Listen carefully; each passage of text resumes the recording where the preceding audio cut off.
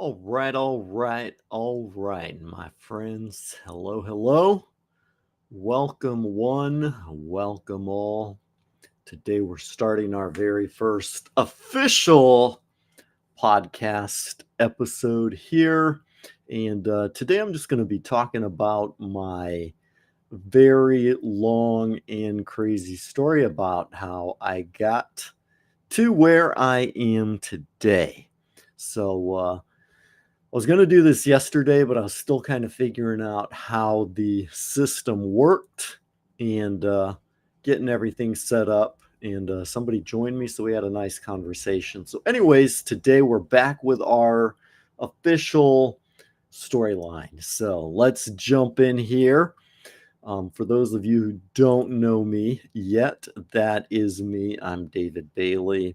There's my contact info if you want to reach out, 727-249-4022.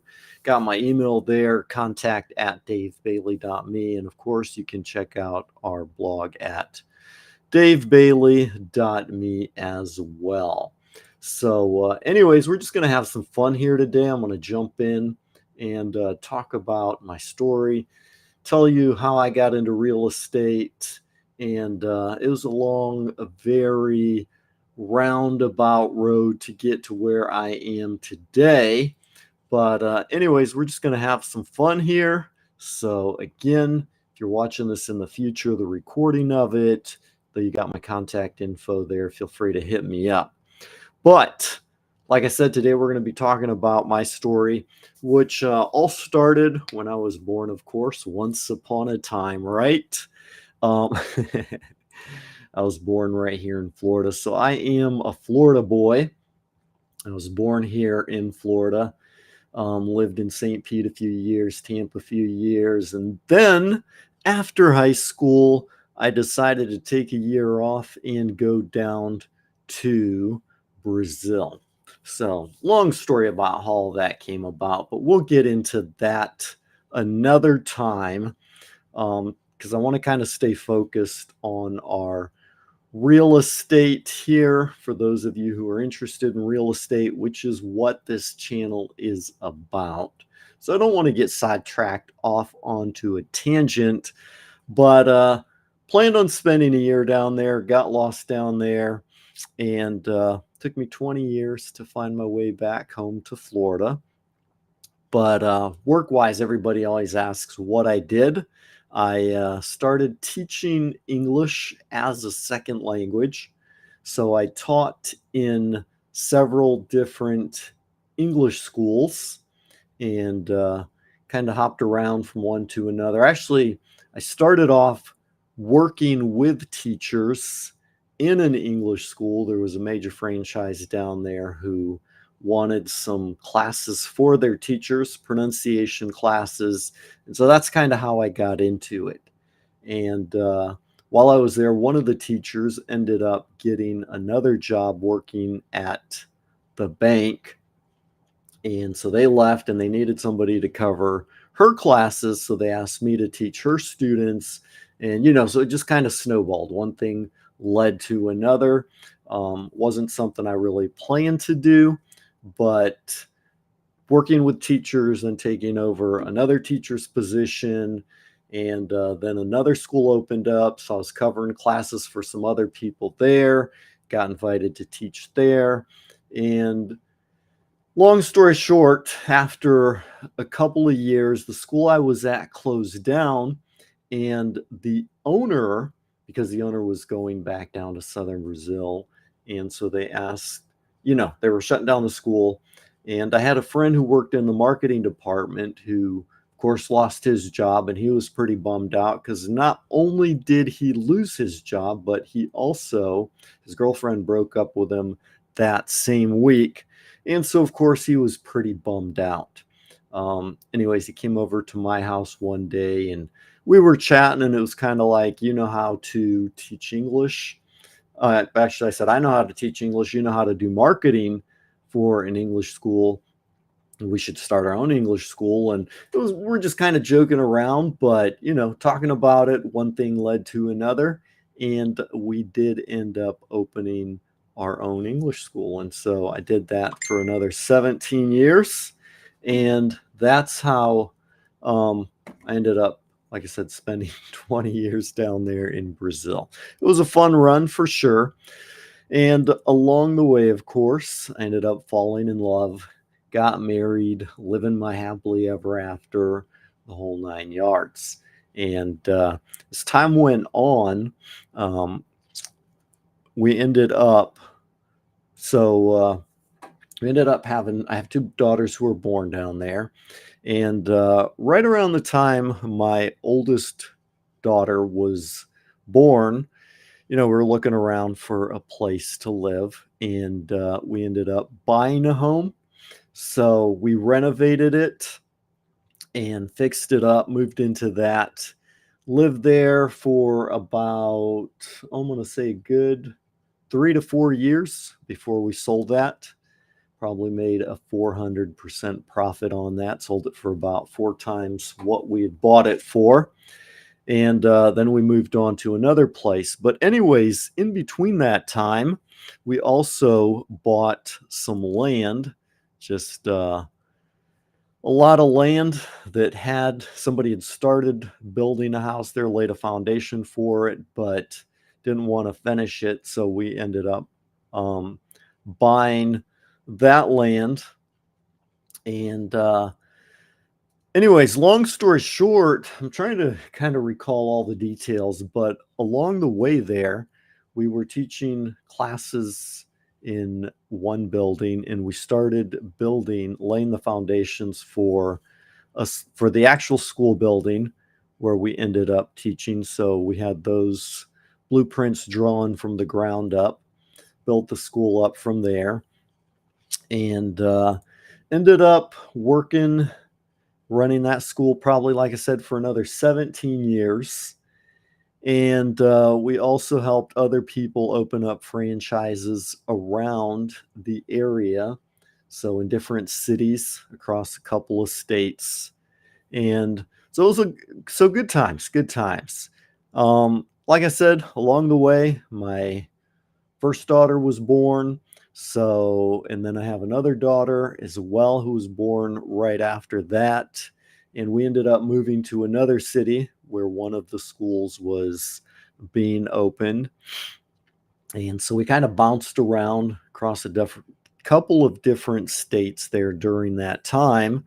And right before we did that, though, we didn't realize we were going to be moving. So we had started building another home. So, kind of jumping forward here, we'd bought another piece of land, not the first one because we had already sold that one, passed it along to someone else. But we bought another piece of land and started building a house on that from the ground up, kind of based off the different places we had already lived and the homes we had owned. We're like, okay, this is kind of what we want our dream home to look like. So we had somebody draw up the blueprints and we built that from the ground up. So then while we were out of the state, living elsewhere, we ended up buying another piece of land. It was kind of a multifamily deal. So we were planning on renting out one portion, living in the other portion, which we didn't end up doing. We just rented the whole thing out. We ended up living in another location. So it was just more profitable to keep it rented out. And it was kind of right on the main street. So it was more of a commercial deal than a residential location, anyways. So we just ended up living somewhere else. So, anyways, while we were there, we ended up renting out, letting someone else live in the house that we had built from the ground up, kind of our dream home. Wasn't completely finished, but it was livable. And so, anyways, once we moved back to that city, we ended up, moving back to that home, our quote dream home at the time, because, you build a home, you think it's perfect, it's what you want, you get into it and you realize, oh, I should have done this, I should have done that. And So we ended up, fixing that up, investing some more money into it, fixing it up even more, getting it the way we wanted. And so we ended up living there for several more years. And along the way, so I had been saying over the years that, I plan on coming back to the US eventually so that my daughters could have the opportunity to, you know, improve their English. They spoke English, but obviously Portuguese was their first language living in Brazil, so it wasn't something that they used all the time. So I was like, I'm going to go back to the US for a time, just for them to have that experience, brush up on their English, do some high school, get ready for college kind of thing. And, I'd been saying that for years that I was going to come back, but just kept putting it off until one day I woke up and realized my oldest daughter was starting high school. And, it just kind of hit me. I was like, holy cow, if I don't go back now, I'll end up retiring down here. So I ended up, packing everybody up. We came on back to the States and we got back in August of 2019, right when classes were starting. So got my kids in school, and everybody always asks, how the kids adapted. They did really well. They cried, of course, the first 2 weeks or so, just because they missed their friends down in Brazil. But 2 weeks after they got here, made new friends, and they love it. Now I ask them, y'all want to go back to Brazil? And they're like, nope, we love it here. So, anyways, the kids, kids just adapted really well, really enjoyed it. And we ended up staying on longer. Then 2020, the pandemic hit, and trying to remember the dates exactly, but anyways, it was before that. In 2019, I had actually needed to get something notarized for my kids at school, and I was looking for a notary and I couldn't find one. So I called a bunch of people, Googled notaries near me, called a couple of people. They either didn't pick up, or if they did, one person actually picked up, said they could do it. So I followed the GPS where Google told me to go to get to the location. When I got there, it was like a storage facility and couldn't find them. Tried calling, and after that, they didn't pick up. So, anyways, ended up going to a bank that I saw across the street. They're like, nope, we don't notarize that here if you don't have an account here with us. And finally, I think I went to Amscott, and that's where I got it notarized. But I was just like, holy cow, it took, about an hour or so to find somebody to notarize it. And I was like, everybody needs notaries to notarize stuff. I may as well get my notary commission. So I did, got my notary commission. And, but I just kind of had that on the side. I didn't really do anything with it until 2020, a couple months later, when, so I had a friend who worked as a mobile notary in a title company, and one of the ladies who worked there had traveled, went up to New York and stayed with some friends.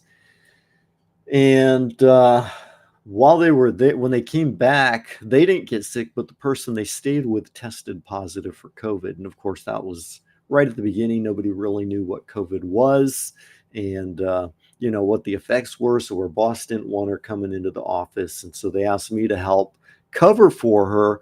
And so that's kind of how I got into working with title companies. I think I'd already done a couple of, you know, closings before that, but that's kind of like when I say I really got into it, because it just kind of snowballed from there. One thing led to another. I started working with different title companies, different law firms, notarizing stuff. So basically, what I did was I would pick up the closing documents, take them to the signers, get them signed with the buyers, the sellers, the homeowners, whoever was refinancing their homes, and then take them back to the title company, right? Or ship them back, depending what state they were located in. And that's kind of how I got into the whole working in the real estate industry. So of course I'm sitting there at the table getting documents signed with the buyers, the sellers. I'm giving them their documents at the end, their copies, giving them their checks, giving the real estate agent their checks, because oftentimes the real estate agents were there when they wanted to get their check right away. And so I'm looking at my check and I'm looking at the real estate agent's check and I'm like, wait, something's wrong here. So I'm sitting on the wrong side of the table. So I ended up getting my real estate license. And it was actually, so what happened was, I remember, kind of remember where I was like, okay, this is when I need to buckle down and get my real estate license. I was at a closing down in South St. Pete, $2 million mansion. Real estate agent closed both sides with the buyers and sellers and only charged 4%. So 4% of 2 million is what, like 80 grand. So I give her an $80,000 check and she just lived a couple doors down the street. So as I got in my car to drive away, she's walking down the street fanning herself with an $80,000 check. And I was like, all right, time to buckle down and get my own real estate license. So I did that and got my real estate license, and that's just been kind of the story of how I got into the real estate industry, right? So currently, I live in the Tampa Bay area, very nice area.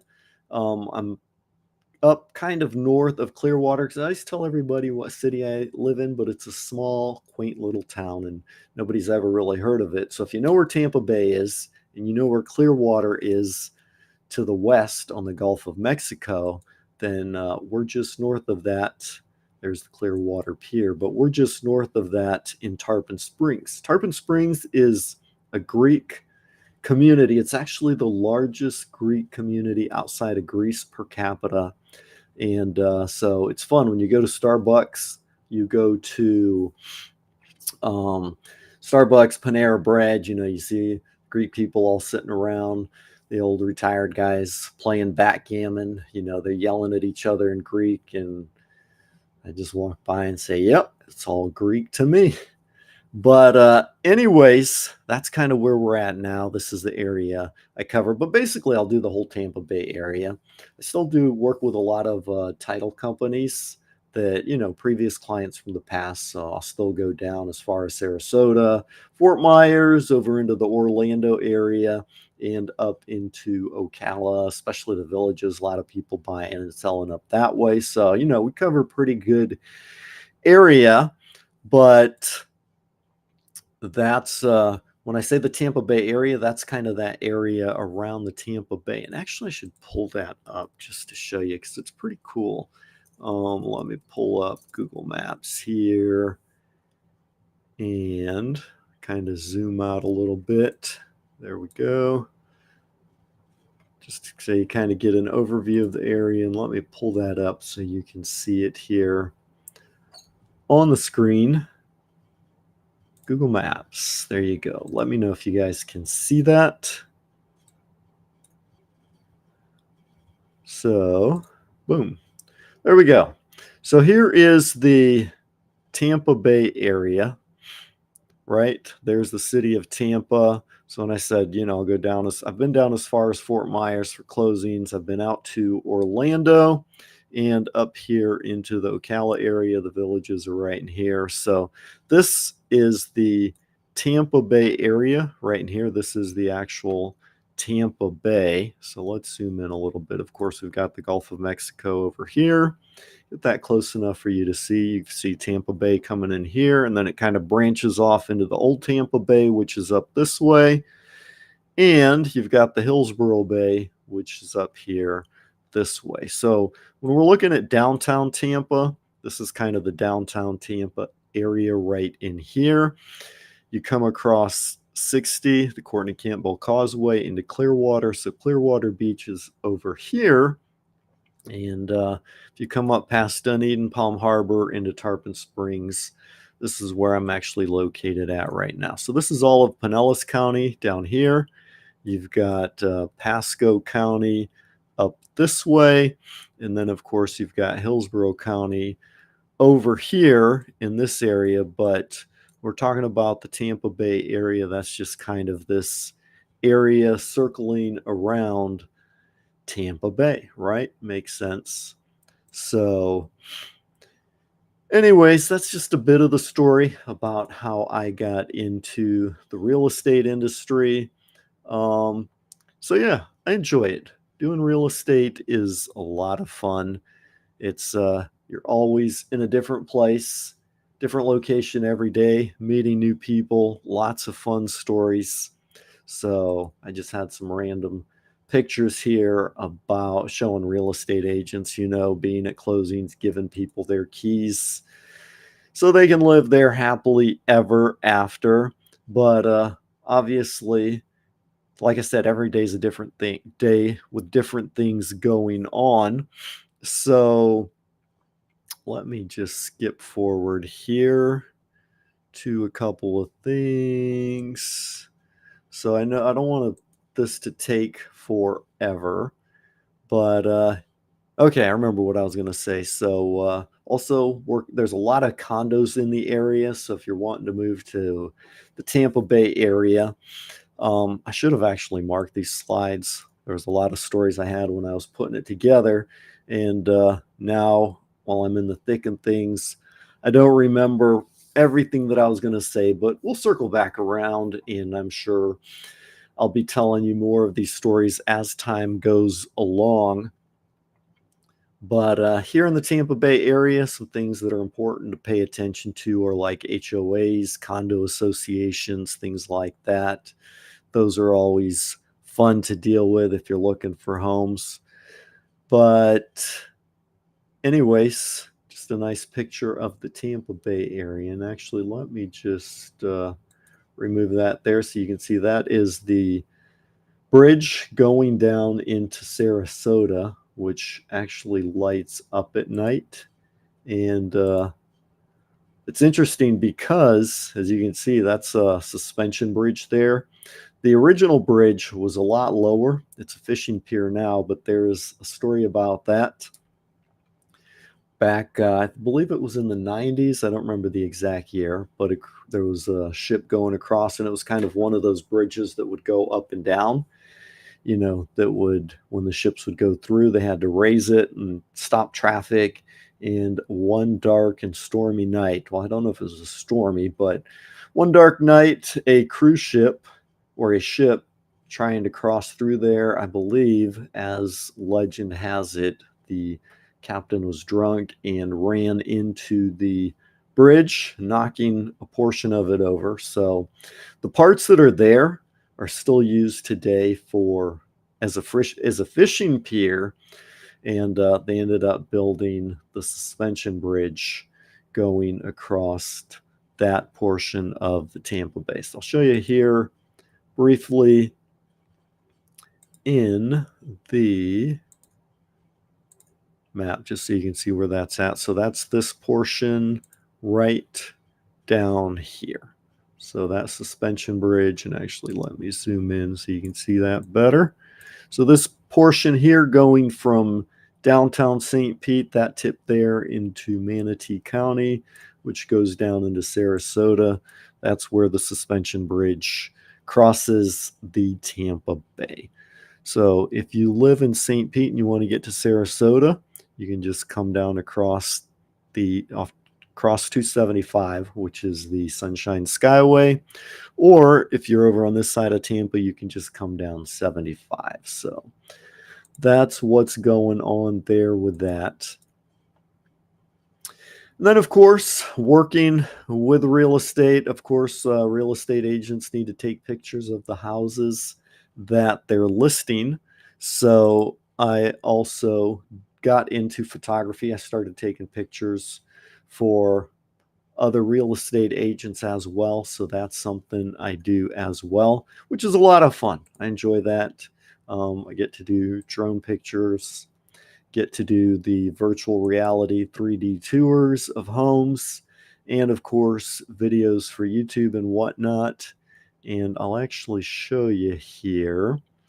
Let's see, I got to pull that up, different screen, share that screen with you so you can actually see my portfolio if you want to take a look. So there we go.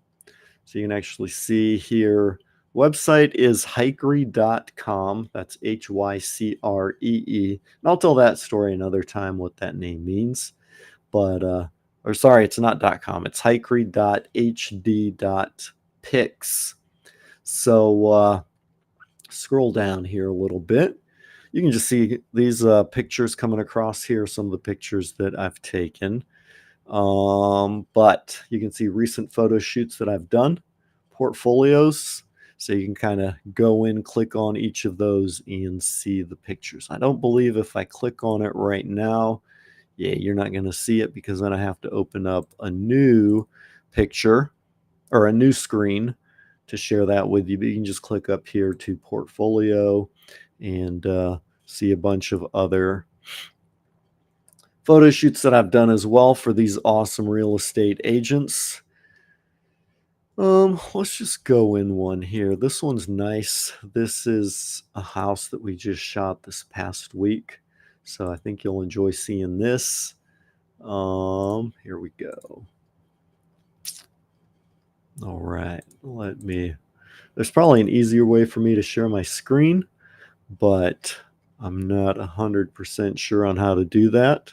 So you can see here, there is the 3D Matterport tour. So you can actually see like a dollhouse version of the home.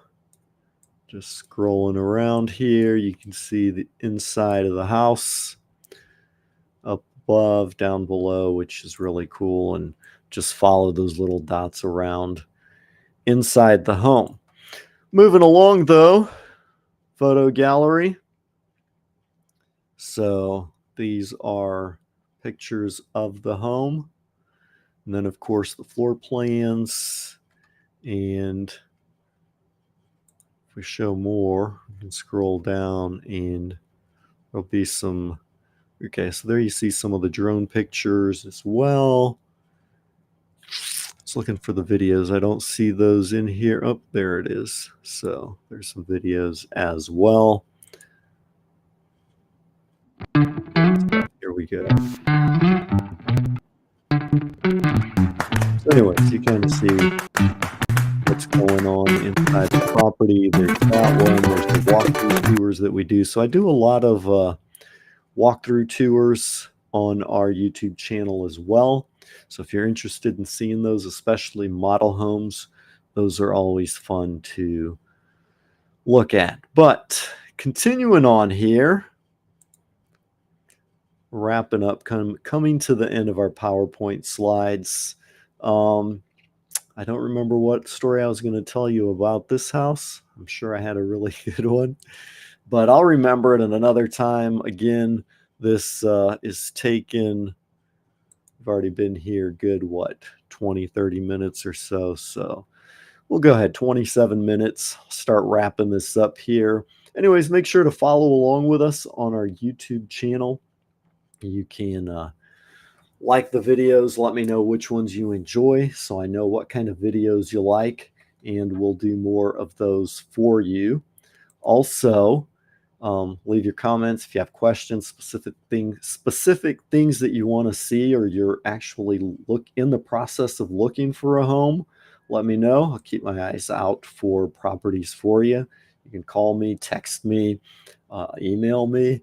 You can even send the carrier pigeon and let me know what you're looking for. Be happy to help you find it. Doom.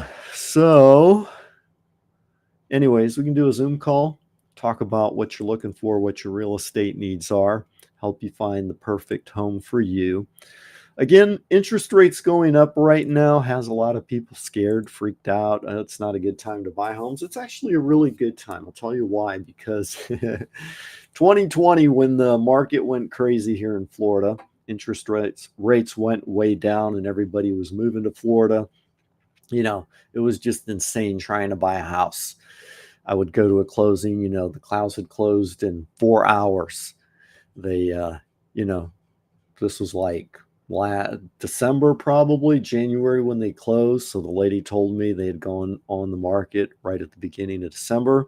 They got a bunch of offers in. It was actually one house. It wasn't this house that I'm talking about now, but there was a house where we did another open house, and the house beside it had gotten 54 offers on it the first day. And the poor people were freaking out because they didn't expect it to sell that fast.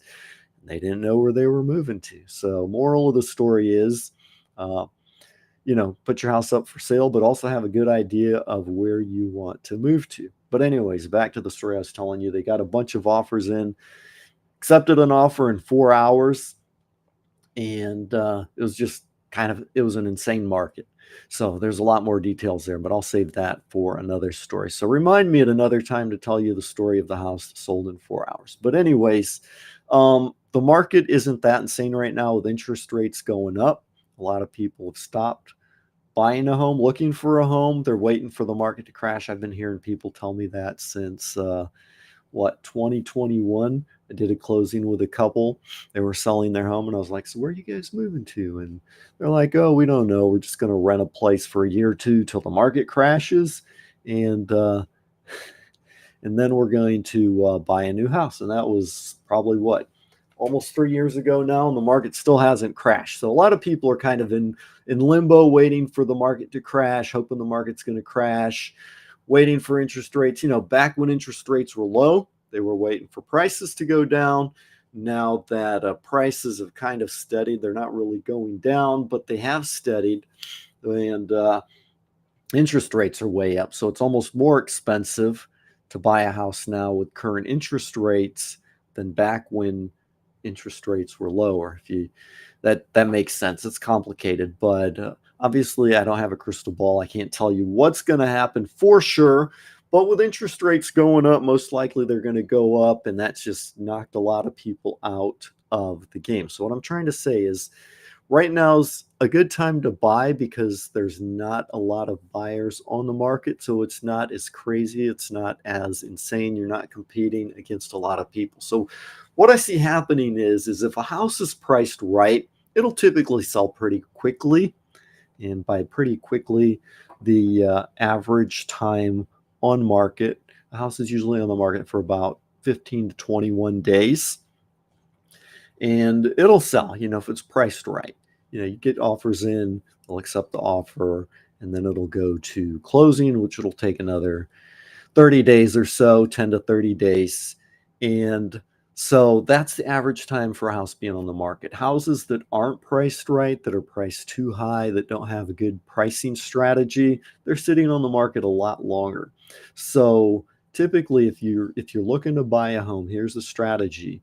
Look for houses that are vacant, and that means the property owner has most likely moved on. They bought another house. They probably got two mortgages: the mortgage on the new house they just bought, and the mortgage on the old house, plus they're paying all their carrying costs, maintenance on the house, and they really want to sell. So if you look for houses that have been on the market for 15 to 21 days, that's kind of the sweet spot where you can start negotiating better deals.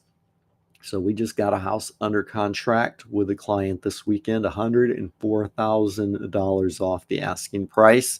There was kind of a whole negotiation strategy behind that, how we came up with the offer.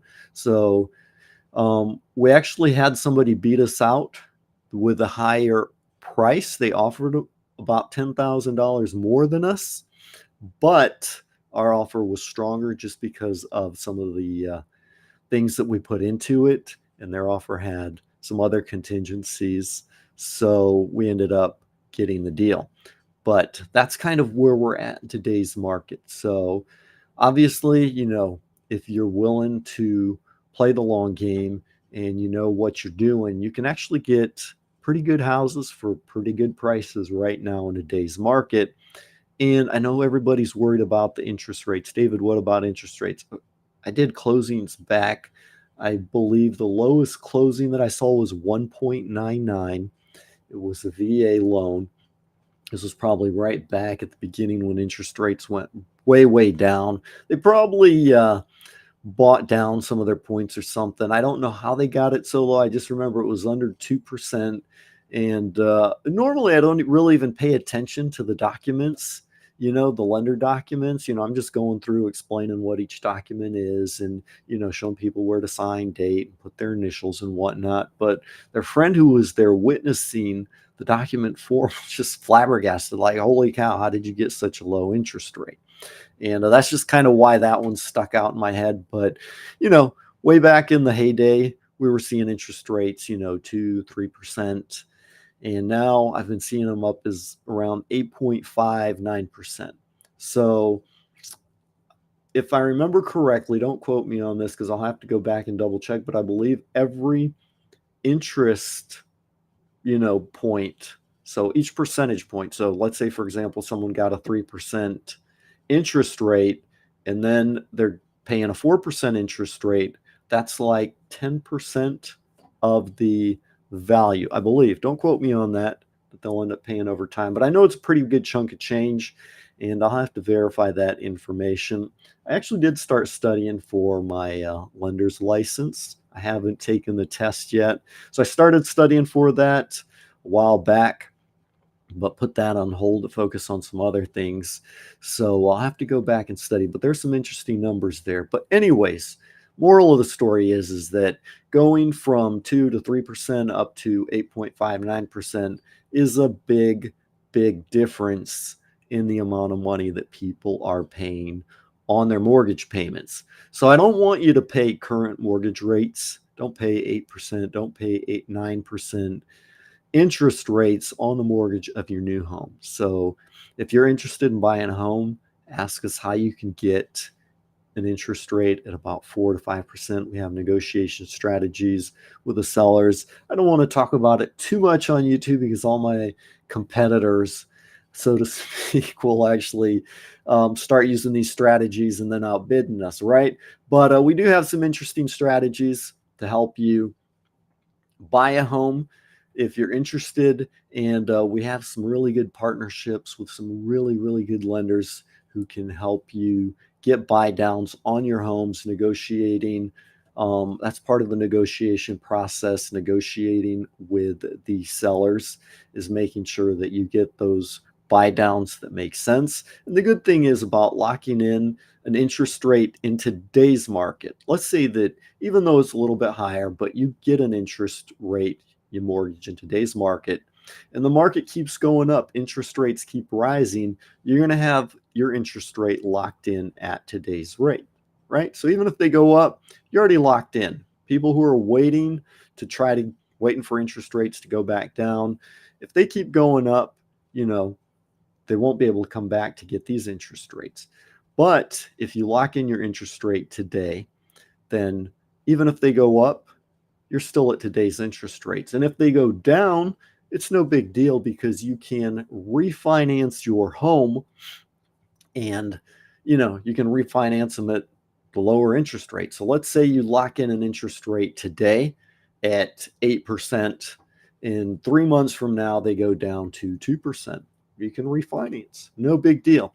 And with some of the lenders we work with, some of the programs we have, they are lenders for life. So even if you do decide to refinance in the future, they aren't going to charge you your origination fees. They'll redo the refinance for you at no charge on their end. You will pay title charges and some recording fees to the state, of course, but the lender themselves won't charge you origination fees and charge you extra money to refinance those lower rates at a later date. So definitely some good benefits if you're working with the right lender. So again, those are all strategies. Let's see. I think that's pretty much it. That was, like I said, I just wanted to kind of share my story. I'm planning on recording more videos, more podcasts here, interviewing other people, and we're going to have a lot of fun. But I just kind of wanted to lay out the foundation here for you, tell you a little bit about my story so that way you'd get to know me, how I got into this, what we're doing, why we're doing it. And I definitely look forward to chatting with you again. There's all my info right there.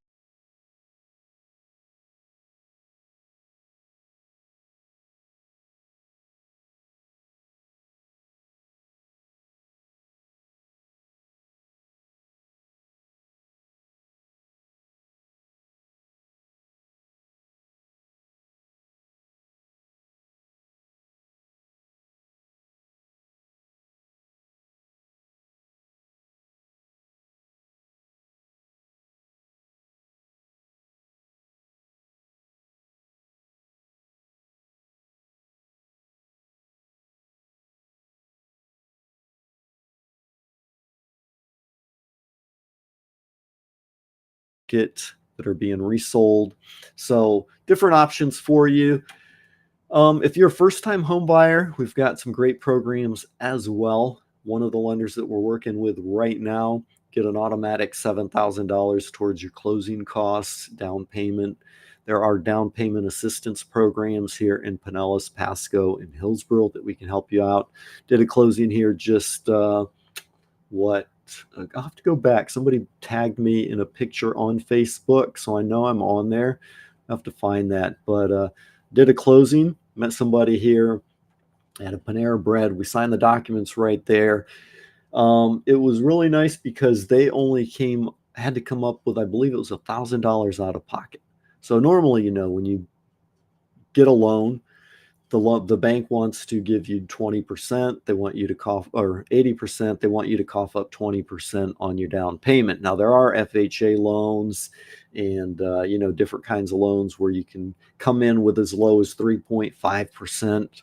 So on a $200,000-$300,000 house, lower end homes here in the area, you're looking at a good 10 to 15 grand, which for a lot of people is still a pretty tough chunk of change to cough up. So there are down payment assistance programs that the county has where you'll go through some training, you apply for it. They'll provide you with a certain amount of money based on your income level. And so basically, they're providing the down payment, the bank's giving you the loan, and then you just come up with whatever's required, which in this case was, I believe, $1,000. And a lot of times, the down payments, the assistance that they provide, you don't even have to pay back as long as follow through the entire term of the loan. Now, if you sell off the home earlier, if you refinance it or you decide to sell it off, to buy a better home in a nicer neighborhood, then they may require you to pay a portion of that. Sometimes there are prepayment penalties if you pay off your loans early, things like that. But of course, all of that's negotiable, and depending on the bank you're using, the lender you're using, they'll have different programs available for you. So first-time home buyers, if you're looking for your first home, you're renting now, obviously it's better to be paying that money into your own home, building up equity for yourself instead of paying off your landlord's loan. Now, I'm not totally against renting. I know there are a lot of people that rent, and for some people, it's a really good strategy, especially if you're in the area just trying to get the lay of the land, or even if you want to be flexible, you may end up getting a new job somewhere, having to be transferred. You want that flexibility. So there are good reasons to rent, but I know a lot of people are renting just because they can't come up with a down payment option. It's a good chunk of change. They don't have that money. Or sometimes they do have money saved up, but they just can't get a loan. So there are assumable loans out there for people in that situation where sometimes we can actually help you just take over someone else's loan. And so there's all kinds of different strategies just depending on what you're looking to do. So if you have a home and you're kind of locked in and you want to buy another home, sometimes people put their house up for sale, like the couple I told you about who put their house up for sale, sold super fast, and they didn't know where they were going. I saw this happen a couple of times, and a couple of people I talked with who had sold their home, and then they were going to start looking, and it was just a mad scramble. So obviously, the moral of the story is you want to, you don't want to put the cart before the horse. Most people think that putting the cart before the horse is trying to buy a home without having their house up for sale. But at the same time, again, if you sell your home fast and you don't know where you're going, that can put you in a bind. So you kind of want to do those two things hand in hand. There are also bridge programs available for people like that, where you can get a loan that will cover the mortgage payments for your current home so that way you can buy another home and while you're trying to sell your other home. So if you do find a home that you really, really like and you want to buy it, you don't have to wait for the sale of your home to come up with that down payment or whatever. So there are programs like that as well, which is really interesting. So I did a deal one time with a couple who was buying a home here, but the sale of the home that what they wanted to buy here was contingent on the sale of their home where they lived in another area. And it got really complicated because right towards the end, there were some issues with the person who was buying their home, and they didn't know if their home was going to sell. And then they were worried that they weren't going to be able to close on the home that they really, really wanted here. So just having options like that's, it's important for you to know that they are available in case you get in that kind of situation. So if you want to sell your home, and you want to know what your home is worth in today's market, this is really interesting. Let me pull this up here because I think you'll like seeing this. I hadn't really planned on showing you this. I was planning on saving it for another.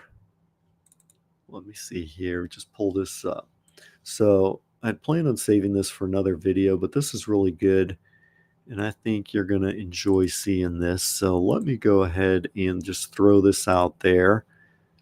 So let me share my screen here.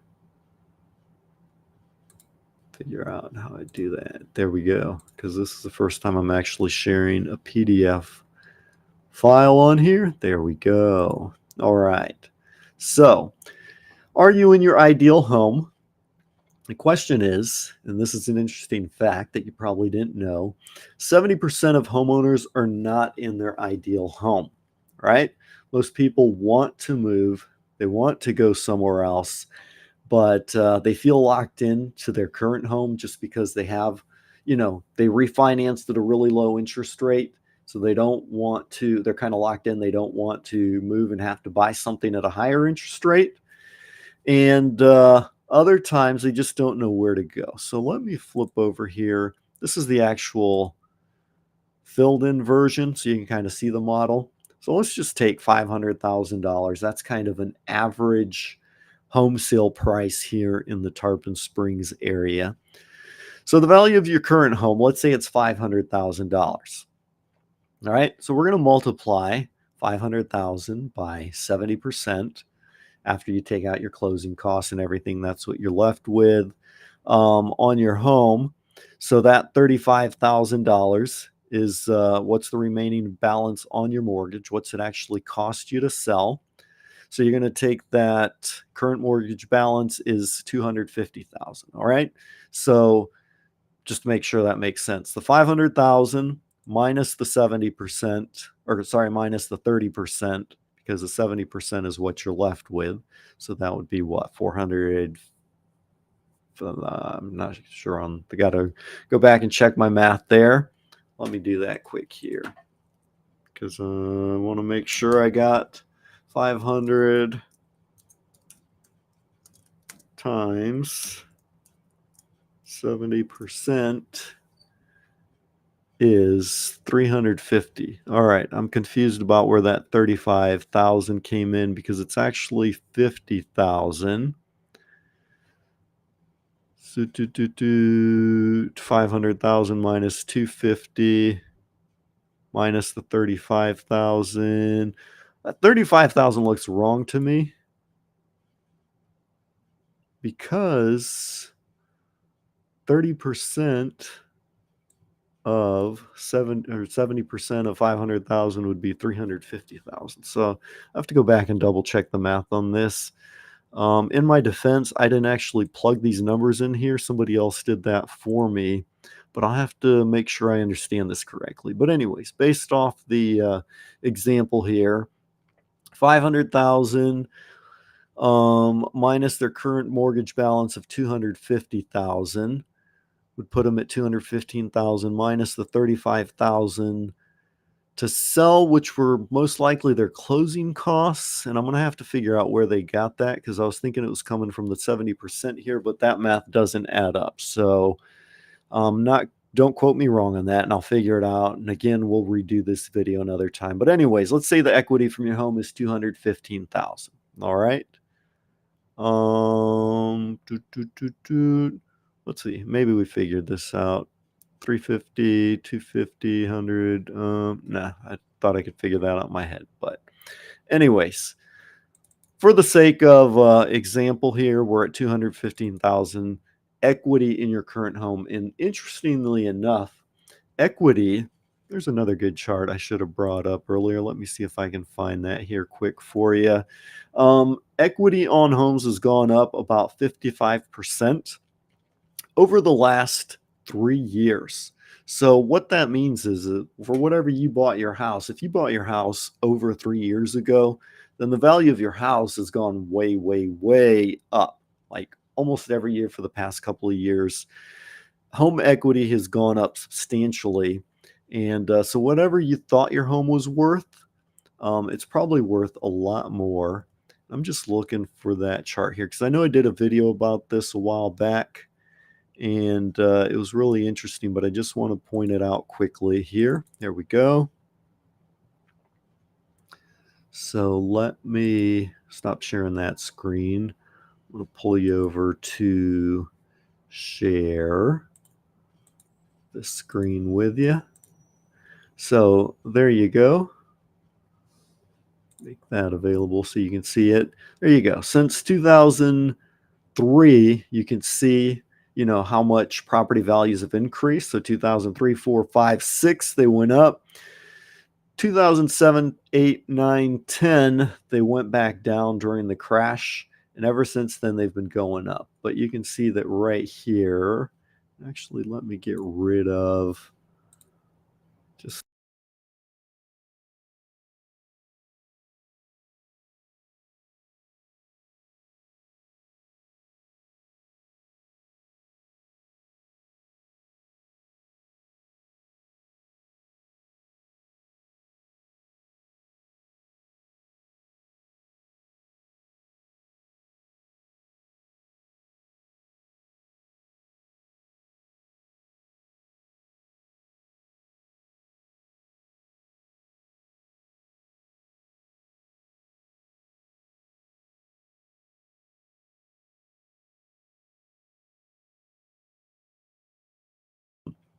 reports that show you what your home value is worth.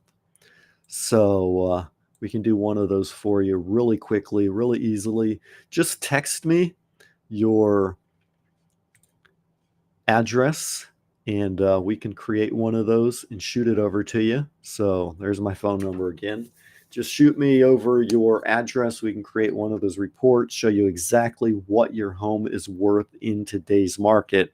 And then you can just kind of plug this in and figure out how much equity you have in your home. You can do the little exercise and come up with how much home you can afford, what your ideal home would be. So let me just go back to the PDF. And again, I'll figure this out. I'll do another video explaining it to you. So then in section 2 here, figure out what you'd feel comfortable paying for a monthly mortgage payment. So let's say that was $4,000. That's what they did in this example.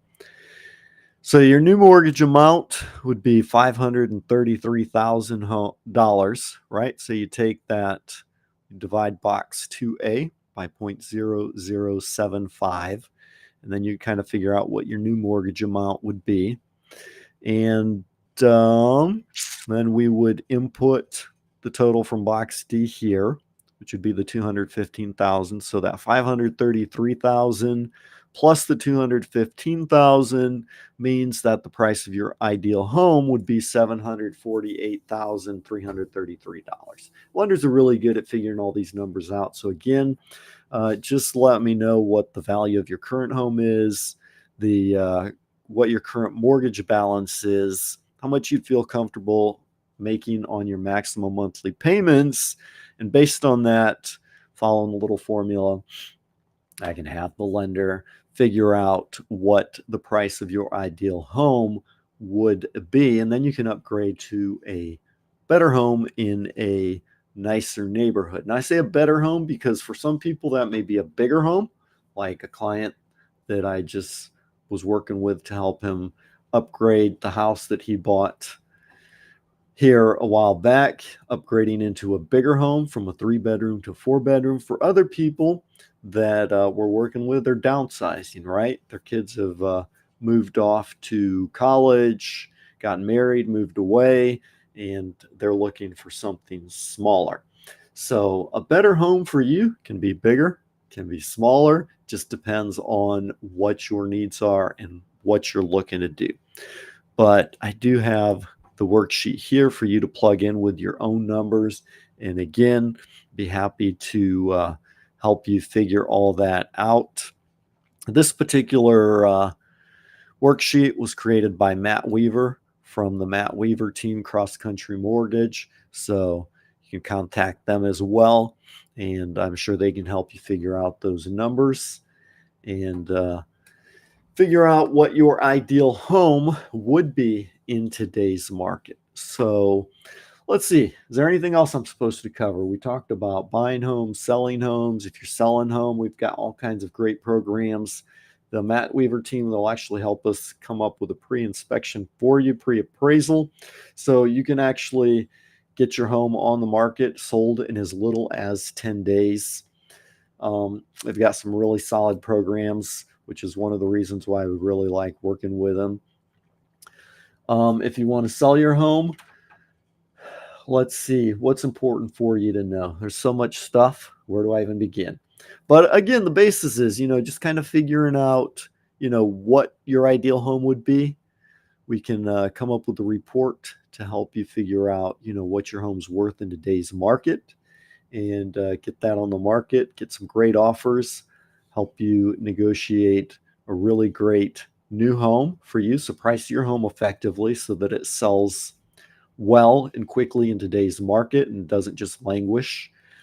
And then buying your own home and getting into that as quickly as possible, whether you need to, whether you need a bridge loan while you're waiting for yours to sell, whether you just want to make a quick offer that's really, really strong, or even whether you need some down payment assistance or you just need some help finding your home. So there's lots of options out there. I'm trying to think what else. There are all kinds of really interesting and unique situations, homes that are going through probate, right? A family member passed away, which is always really sad.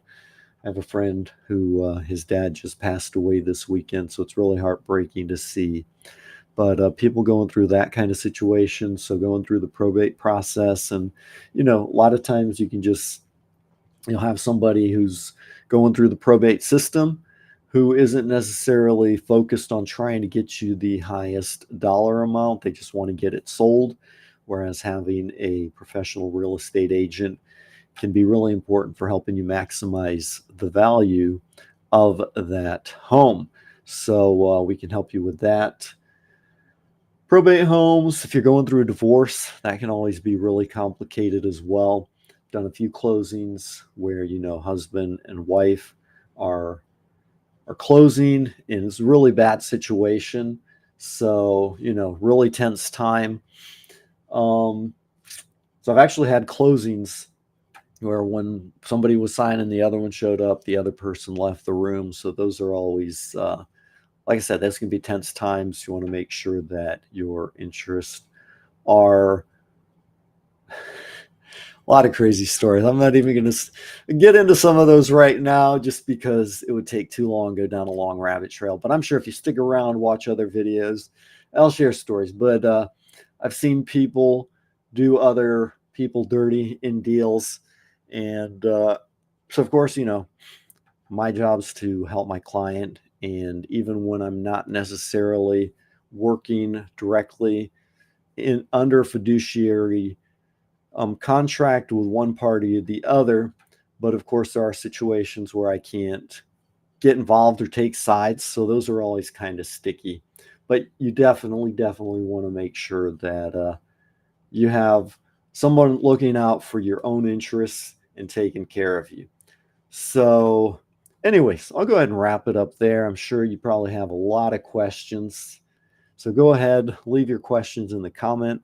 Look forward to seeing your questions because that way that'll help me know what kind of videos, content to create in the future. Once again, there's my contact information. I'll be happy to work with you.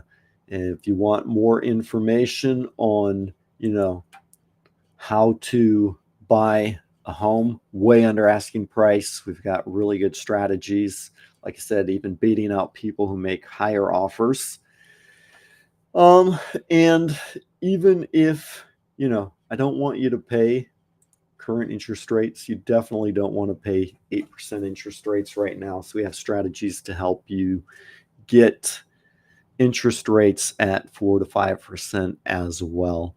Some of those I kind of touched on briefly in here, but there are other things that I didn't even talk about. So definitely hit us up. Let us know, call, text, email again, however you want to reach out to us, send the carrier pigeon. We'll be happy to take a look at your unique situation, find out what you're trying to do, what you're looking for, what you want to accomplish, what your timeline is, what your budget is. There's a lot of factors involved, and help you accomplish your goals. So that's just what I want to do. Like I said, it took me kind of a long time to get here. I've been through this myself, everything from buying, rundown properties and fixing them up, remodeling them, living in them, flipping them, having other, buying land, then ended up reselling, buying, commercial properties, multifamily deals that we ended up renting out and then later reselling, even properties right now that I've got that are rentals. So I've kind of been through it all. Even building our own home from scratch, we've been through it all. So if just to kind of summarize here, if you're looking to buy a home in Florida, if you already live here, or if you're thinking about relocating and moving down, my suggestion is always that you start by looking at new construction, right? So that's kind of a surprise for people. They're like, hey, David, better to look at homes that are already on the market, or they're surprised that I would even say that.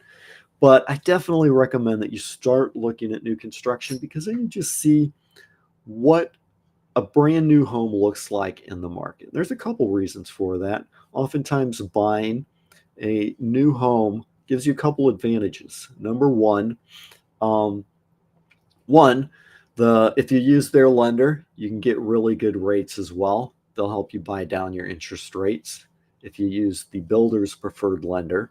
Number two, the home is new, so you're not going to have to worry about maintenance for a while. Number three, they're built to code, modern standard code. Whereas if you buy an older home that was built back in the 80s, 70s, 60s, see a lot of homes on the market built before that even, that aren't built to code, your insurance may be higher on those. Whereas if you buy a newer home, they're built to code, you can get a lower interest rate. And also number four, you buy a home that is built to code that's gonna be more economical, say green homes, homes that are energy efficient, that'll save you money on your energy bill, and that's just extra money you can put towards your mortgage payments. So that extra $100, $200, instead of paying that in energy each month, like your electric bill, you put that right towards your mortgage payment. So obviously, I'm not saying that always new construction is preferable to resale, but there are some advantages, definite advantages. So I always recommend that people, even if you don't want a new construction home, you still start off taking a look at them, because you'll kind of see what the standard is. What can you get a really nice home for, and what's the going rate? And then you can kind of compare that to other homes you're looking at. Okay, this house is cheaper. It's worth, the extra discount in price. Or you can say, hey, this house is way overpriced. I can actually get a brand new home for cheaper than I can get this home here, which is what I see happen sometimes, Sometimes there's homes on the market that are just way overpriced and they haven't been renovated in a long, long time. And they're asking prices which back, a couple of years ago, people would buy because there wasn't a lot of inventory. There weren't houses on the market. And the market was just so crazy. People were willing to pay those crazy prices on a house that they would then have to go in and renovate. Whereas now people have more options and they're not, you know, so desperate to buy. So that hasn't been happening as much, but there are still a lot of houses on the market that just are going to need a lot of work. So it just depends what your strategy is again. But anyways, I always recommend you start looking at new construction. Then we'll go out and start looking at new homes on the market, or sorry, not new homes, but homes that are up for resale, the regular homes that are, for sale, someone's lived in previously. And then we kind of take it from there and then we kind of narrow it down, so we're not going to start building up, which is what a lot of people do. Oh, this is what I want. Let's try to find the home. We're going to take a look at everything on the market and then just begin eliminating all of the homes that you don't want till we narrow down the homes that you do, which is actually a really interesting strategy. And it's part of the process that we'll use with you. But by doing that, you're left with the homes, and then we'll have specific strategies to help you find out of that handful of homes that you really, really like, narrow it down to the best option for you. So definitely we'll even include off-market deals. So we have access to homes that aren't even in the MLS, homes that we've got a network of investors that we work with who are wholesalers. A lot of times if you look on the MLS, the house is already under contract. So you think that the home's been bought, but somebody else is actually reselling the contract on the market. So they just got a really good deal on it and they're offering it for a little bit more. You can get that. So sometimes there'll be houses that aren't even available, or we'll know about somebody that's like, hey, I want to sell my house. There was a house a year ago that I talked with somebody. They're like, oh, I don't want to put the house on the market because, I don't want my ex to know about it, but hey, if somebody wants to buy it, we'll sell it kind of deal. So, just talking to different people. I know of people who want to sell their home, but they haven't decided where they want to go to yet. And then someone else calls me because they've seen a video of mine on YouTube from California, like, hey, David, this is what I'm looking for. And I'm like, oh, yeah, this person who just called me wants to buy a house like the person I just talked to a couple days ago wants to sell.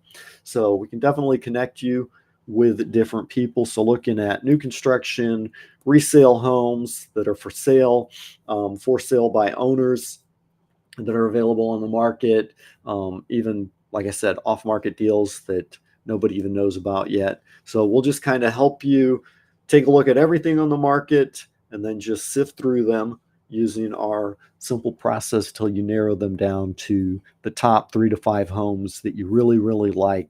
And then just choose which is the best option for you, what's the best strategy to help you get that as quickly as possible, and make a really strong offer. And again, remember, a really strong offer isn't always based on the price, because, like I said, that offer that we put in just here recently, someone actually offered $10,000 more than us, but because our offer was stronger in the other areas of contingencies and whatnot, the criteria, we actually won that one. So there's a lot involved. It's really fun. I enjoy it.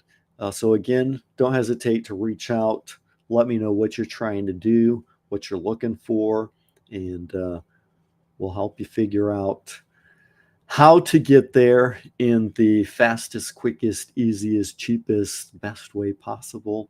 I look forward to chatting with you. Anyways, I want to keep rambling on here because I'm going to keep thinking of other stories and other things to share with you.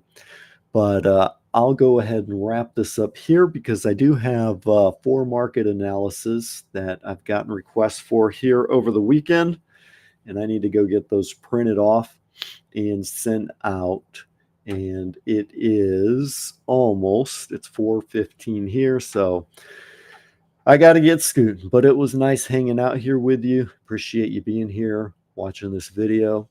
Again, I look forward to chatting with you. Have a great day, and we'll talk soon.